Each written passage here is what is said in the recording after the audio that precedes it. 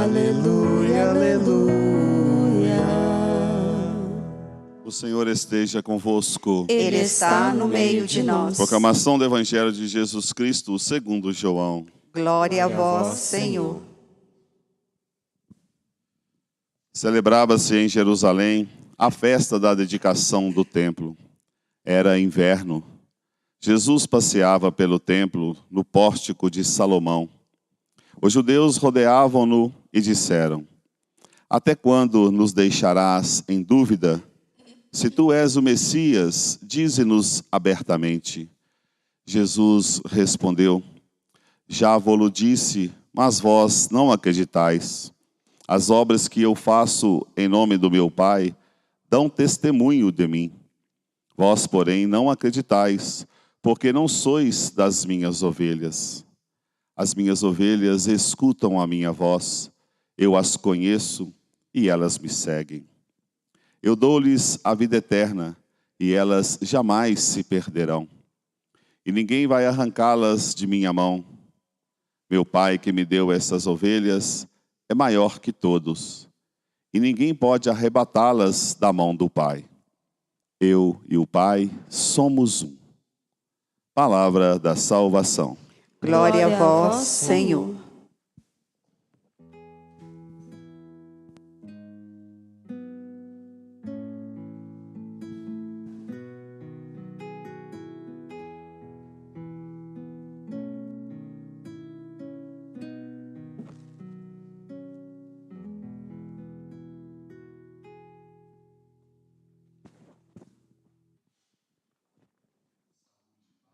Amados irmãos, amadas irmãs, congregados aqui nesta casa de clemência e bondade, a casa da Mãe da Piedade, padroeira do nosso estado de Minas Gerais, formando um coração só com todos aqueles que oram conosco pela TV Horizonte, pela Rádio América, Rádio e TV da Padroeira de Minas, no ar e a serviço da proclamação da palavra, do bem e da verdade, graças à família dos devotos. Por isso, um agradecimento sempre reverente a todos os irmãos e irmãs que fazem parte desta grande família dos devotos, cuidando dos pobres, proclamando a palavra e cuidando deste santuário, que é uma herança nossa, que nós temos uma luta sempre grande para preservar e defender. Quero cumprimentar com muito apreço aos padres que aqui servem neste santuário, Padre Wagner, Calegário Reitor, os pró-reitores, Padre Felipe, Padre Samuel, presença do diácono Noraldino, do Padre Eduardo, que serve aqui na cidade de Caeté, aos pés desta serra, as irmãs auxiliares de Nossa Senhora da Piedade, e os que aqui servem e colaboram conosco nesta celebração, neste tempo e no caminho do tempo pascal.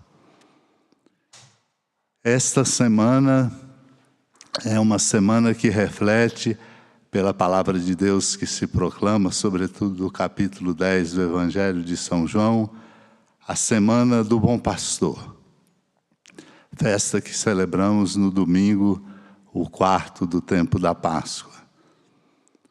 E essa festa coincidiu desta vez, como acontece de vez em quando, com o Dia das Mães, iluminando de modo muito especial a compreensão do pastoreio, para além da vida consagrada e da vida sacerdotal, compreendendo o desafio que é posto a todos nós, de nos compreendermos à luz de Cristo, único e bom pastor, como pastores e pastoras da vida, do cuidado com ela em todas as suas etapas, desde a primeira na concepção até a última no declínio com a morte natural, a responsabilidade grande de cuidar também da casa comum e de fazer o mundo ser, por uma cidadania qualificada, um mundo melhor.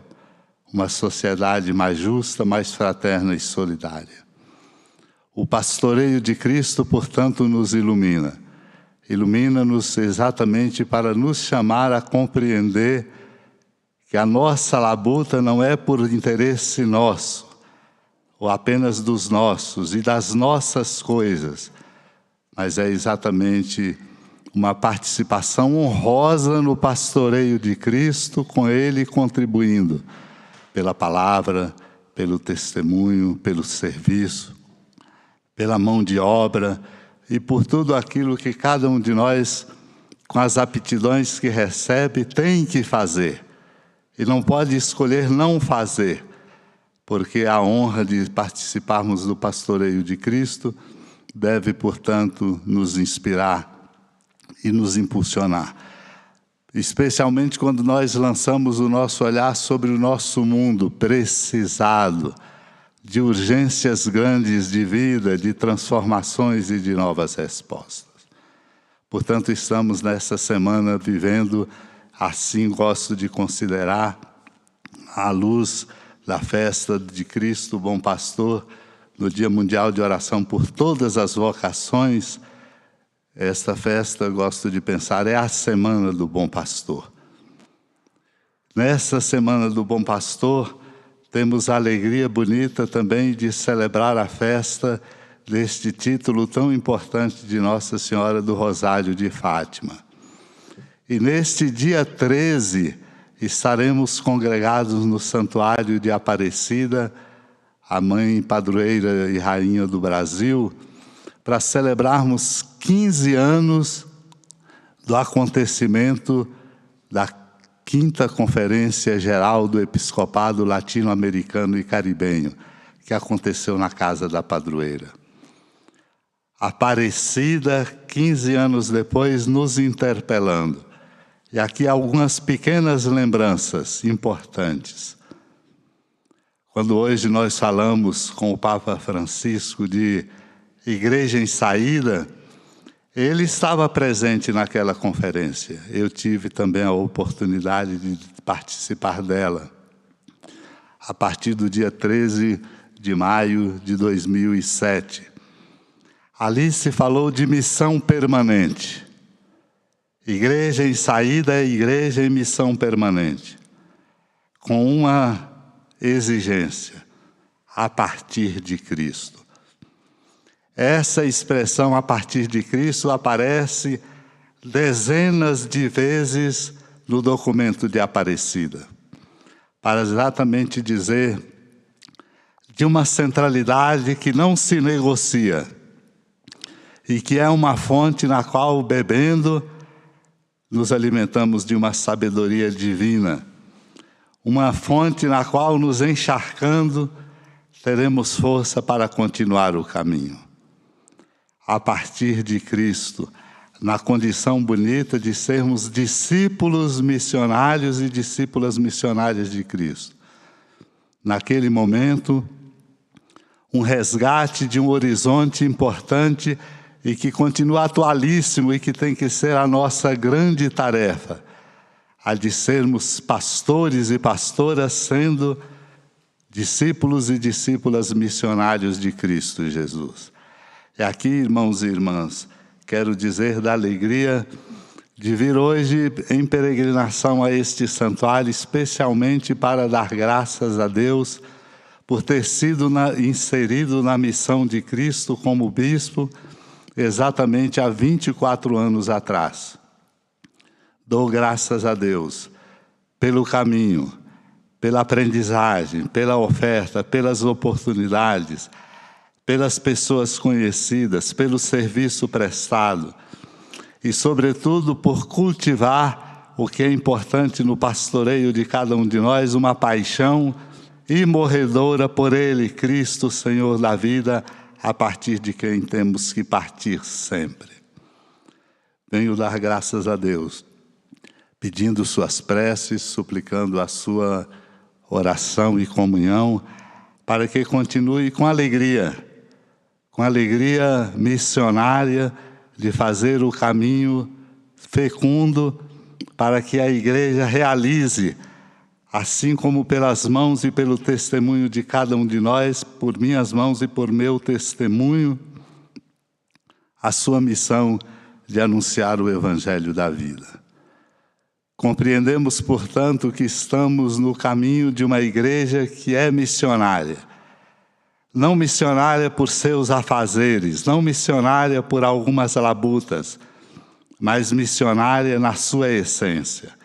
E aí compreendemos a leitura bonita dos Atos dos Apóstolos, quando, mesmo a perseguição, lembra-nos o evangelista Lucas, autor dos Atos dos Apóstolos, mesmo com a perseguição, aqueles que foram tocados pela força da palavra não desistiram e a espalhavam por todos os lados, em todos os cantos, em todos os corações, dando assim, portanto, um paradigma importante se quisermos compreender a nossa missão. A nossa missão não se esgota em fazermos aquilo que nos alimenta. A nossa missão não se esgota em fazermos aquilo que nos agrada. Há uma dimensão sempre muito profunda da missão, que é a coragem de partir, de ir ao encontro, de sacrificar-se. Talvez seja por isso que a missão permanente não se alargue tanto. Talvez seja por isso a falta de fecundidade missionária. Fazemos o que nos agrada, vamos ao encontro daqueles que nos satisfazem, respondemos apenas aos convites e às respostas que nos interessam. E na missionariedade há um segredo importante e bonito. É a coragem de muitas vezes, inclusive, partir e ir sem ter vontade de ir, mas movido pela força de um amor. E aí compreendemos por que é que Cristo, no Evangelho, diz: eu e o Pai somos um. Quando não se cultiva essa intimidade profunda com o coração de Deus, não se dá conta da missão, senão no próprio território, senão nas próprias circunstâncias, senão nos limites dos próprios interesses.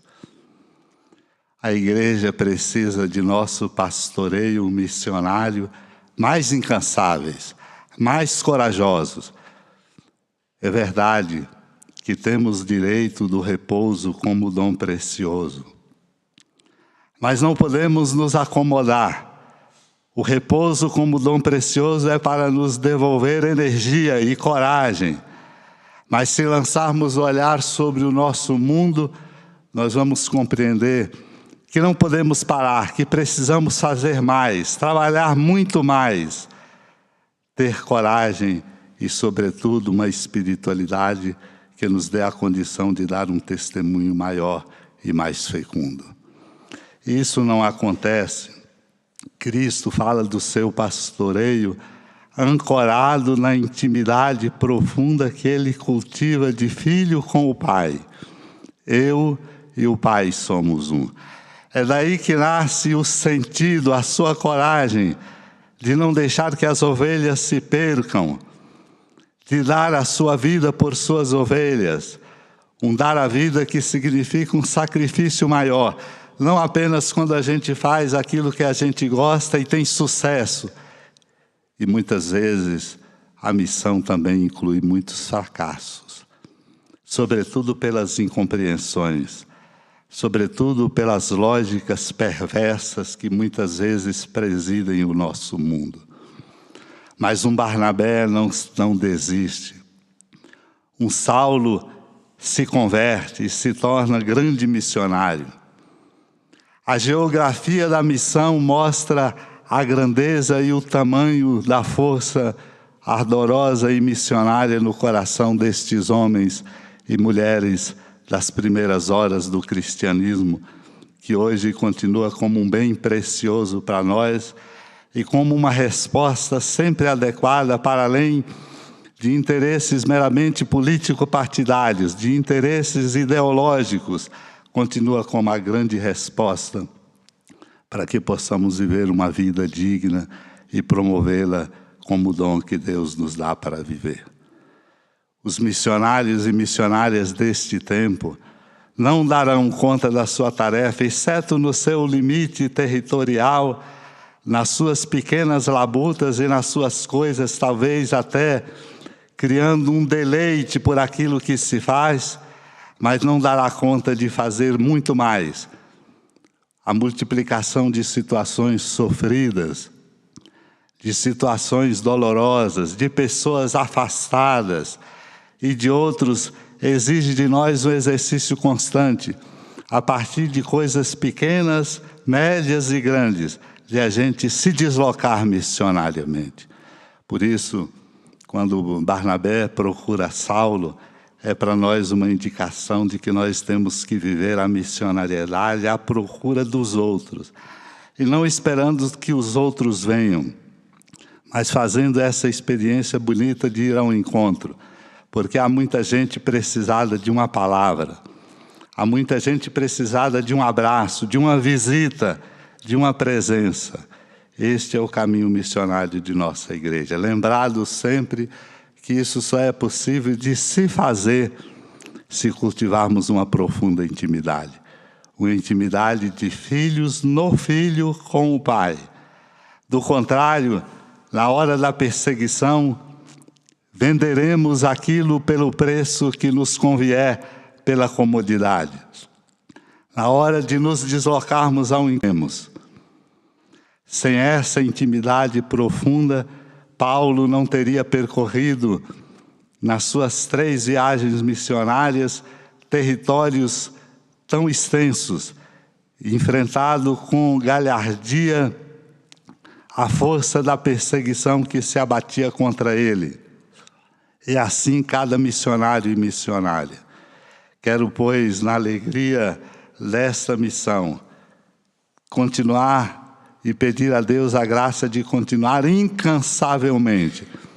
Como diz na poesia de Dom Helder Câmara, embora caindo aos pedaços, chegar até o fim, com a coragem importante e bonita de espalhar com amor o amor de Deus nos corações. Por isso quero finalizar dizendo que dou graças a Deus por uma missão que é exigente, mas que a realizo com muita alegria. E até, para além de qualquer honra e de qualquer sentido de promoção, realizá-la por chamado de Deus e por escolha é uma oportunidade de ouro de dizer a Deus do meu amor por Ele, no amor transbordado e desdobrado em amor a cada pessoa. Dou graças a Deus por estes 24 anos de vida episcopal, de missão e ministério, pelas pessoas que dela participam, pelas pessoas que encontrei, pelas pessoas que pude assim estabelecer laços sacramentais e de amizade, nessa alegria bonita de viver a paixão por Jesus Cristo e de anunciá-lo com alegria e com amor. Dou graças a Deus e aqui na casa da Mãe da Piedade, a ela me dirijo, por isso quis subir hoje de modo especial aqui em peregrinação. Peço que ela continue a me proteger. Nela confio plenamente e continue a me inspirar para que o meu sacerdócio e a minha missão episcopal sejam fecundadas pela força do amor de Deus e dê frutos, não para a minha glória, não para a minha honra, mas pela alegria bonita de ser missionário na missão da igreja de anunciar o Evangelho de Cristo.